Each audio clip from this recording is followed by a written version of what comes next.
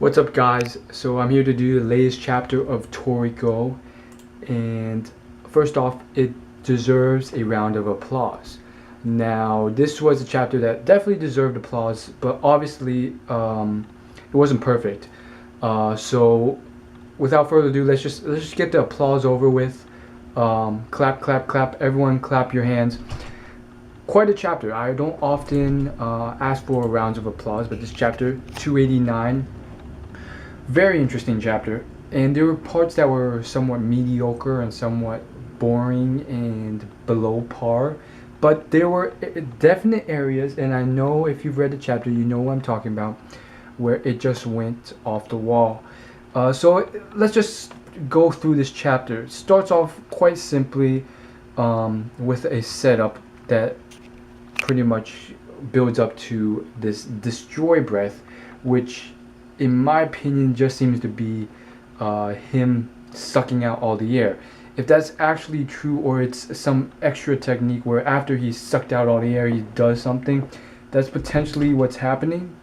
But either way, it ends up with the same effect, which is pretty much to destroy everything in the area, because everything requires oxygen. Almost everything, except the horse. Well, the horse does too, but it's used up all the oxygen. And then we proceed to this part of the chapter where every member of this team, not just the four Heavenly Kings and Komatsu, but pretty much every member Tengu of the bewitching food world that has accompanied these people, have decided to help out as well. And not only have they helped out, each of them seems to have a pretty integral role in preparing this fruit. And here's the amazing thing, it just looks pretty badass. Like, first off, we have Tengu Buranchi, who's already pretty badass, literally cutting this dense atmosphere with this knife, which for some reason if you actually look at the panels, they've definitely made the knife look a lot smaller in comparison to Tengu Buranchi. Maybe just to make the drawings look cooler or more applicable, but it's definitely a full-blown process. Now, I don't know if I like this, because it's kind of like, hey, you need like a whole team to build this, which is more realistic, but at the same time it sort of detracts from what I sort of envisioned or wanted, which was either Komatsu and maybe the Four Kings doing it themselves, or Komatsu doing the whole thing by himself. But in this chapter, it's definitely made apparent and decided that, hey, this is something that requires a team effort, a dozen people of the highest caliber to do this sort of thing. Who knows? Maybe in 100 years from now, when they're all like 1,000 times as strong, Komatsu can do this on his own. But for now, no. And each member literally, at least they try to make it so that each member has a very important role that if they screw up even just slightly, the whole thing's doomed. And each of their roles requires 100% of their effort. In my opinion, though, the author somewhat failed in it, because some of the stuff was somewhat like it didn't require that much effort, such as the Compking stars having to be revived by that Cyclops guy, and just a few of the others, like for instance Coco's poison thing. Like, it didn't really make sense initially. It was like, okay, you just threw that in there. The author just threw that in there so that each of the members would have something to do and play some integral role. But in my opinion, it's just like Coco did not need to really be there. It didn't really make realistic sense. The author just made that up so Coco could do something. It's like, put more stress on the fruit by utilizing your poison. It doesn't even make sense. That's not how plant biology works. Regardless, though, you could do whatever you want with this story. So it's never really explained how Komatsu knows this sort of stuff, or how he can even like logically figure or decipher this stuff out from just looking at something he's never seen before. But apparently, he goes on and on about how 70% of the flavors inside, releasing the air, releases 30% of the flavor, yada yada yada. How does he know that the blue nitro were doing it this way? I guess he just somehow deduced it from what he saw. And again, it brings up quite a few questions that I mentioned before in previous videos of mine. Like, aren't you scared the blue nitro will show up? Or aren't you scared the blue nitro are monitoring the area and they're hella strong, and they will show up at the last moment like a nitro has done before numerous times, and just take the fruit once you've completely finished it, which is the smart move, and you're exhausted. So, you know, back to the cola arc, or the that air salad arc. But again, it's more interesting than that, because it's like, what the heck is does this mean if Komatsu somehow found a way to pull out 100% of the fruit?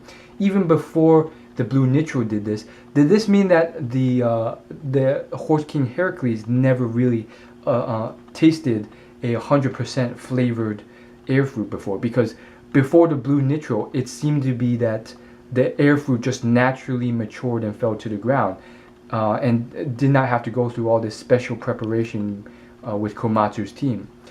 Regardless though, we keep it going, and I definitely think that the rest of it is quite interesting, because I just think the narration is really good. It's a decent balance of narration and dialogue.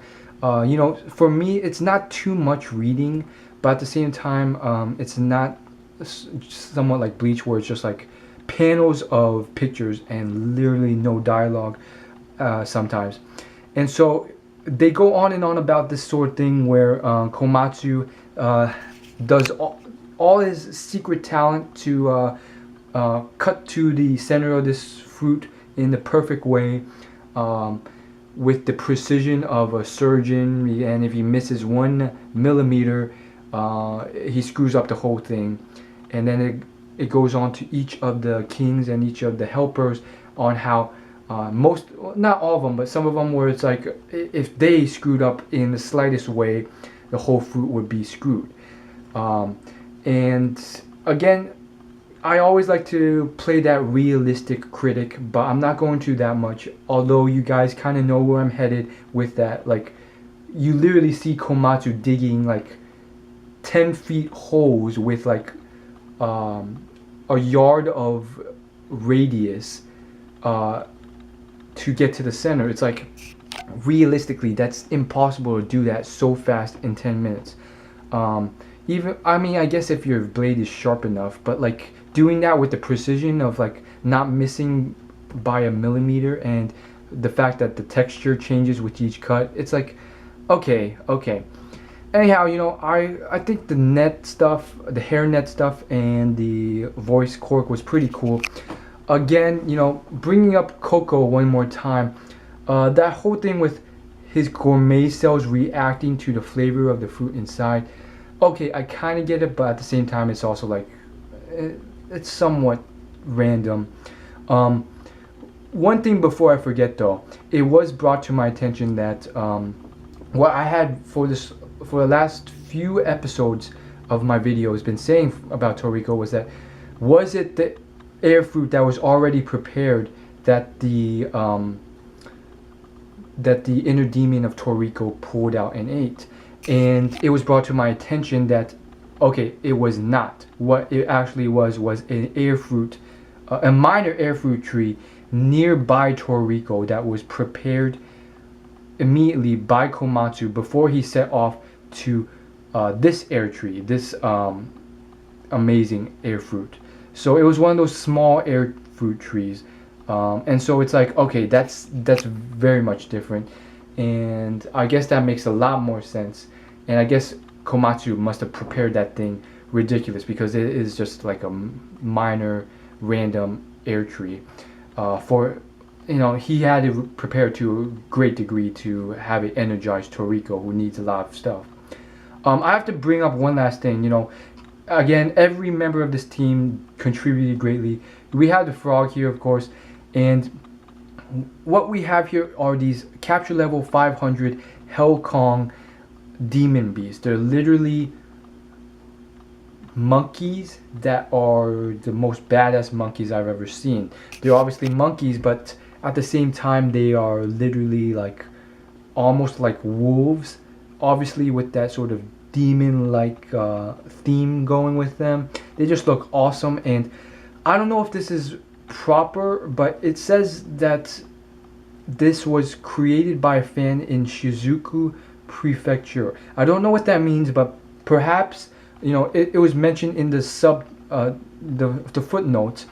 I guess someone won a contest and they drew these things, and I think, you know, now that I look at them, it definitely looks like it's not perfectly fitting into how the author of Toriko usually draws this stuff. I think, heck, it's even better. So, you know, it still has that Toriko flavor to it, but I think it's pretty cool. Having said that, though, there's literally, in the panel, there's at least 20 of them, if not more, and they're obviously drawn to the fruit because of the flavor now emitting from it. And so now we kind of see the power of this frog who, you know, up until this point has been shown to be, you know, strong at certain points, but very weak and cowardly at other points. And we see him literally take on like 20 of these, if not more, of these Hellkong beasts. And I'm like, okay, it kind of makes sense now how strong he was. And it kind of also shows you how much stronger Horse King Heracles is. And also it kind of shows you, like, heck, it kind of makes sense why this guy by himself would be enough of a sacrifice to Horse King Heracles. Being able to take on 20, 30, 40 capture level 500 beasts at the same time. That's something that's so beyond the Toriko universe and Toriko's game before they exited and entered the gourmet world. It kind of makes sense. Okay, so finally, you know, we're getting to the best part of this chapter. You know, it's about to, the fruit falls prematurely before they're finished, 1 minute before, and, you know, the weird beast from the bewitching fruit world, who has also helped to accompany him, has decided to use his, like, massive ability. He powers up tremendously, becomes this huge Hulk-like bulked up beast, and then he does this, you know, quirky thing that he always does. He pushes all his power to his, I guess you could call it his hair, and then his hair becomes this, like, it seems like a hard, shiny sunflower that's humongous. But in my opinion, it's like, it's too hard to make sense. So although it looks hard and shiny, perhaps it's very soft and cushiony so that this thing can support the weight. And so, you know, long story short, you know what happens. He tries his best, but it's just so heavy that he can't hold it for a full minute. And so here's the best part of this chapter, for sure, in my opinion. Komatsu's like trying his best. He needs 1 more minute, but he realizes, heck, I'm not going to get there in time despite this, because this guy can't hold it for a minute. He's going as fast as he can, and he realizes he can't freaking make it. And he's like starting to sweat. It looks like he's about to black out. He's like, am I not going to make it? And then this freaking crazy thing happens. Komatsu goes from his cute, somewhat more mature self to this badass form of himself. Like, his hair in itself is not his normal hair. It's like this badass version of his hair. And you guys know what happens. Literally, like, I mean, it looks like the Byakugan from Naruto.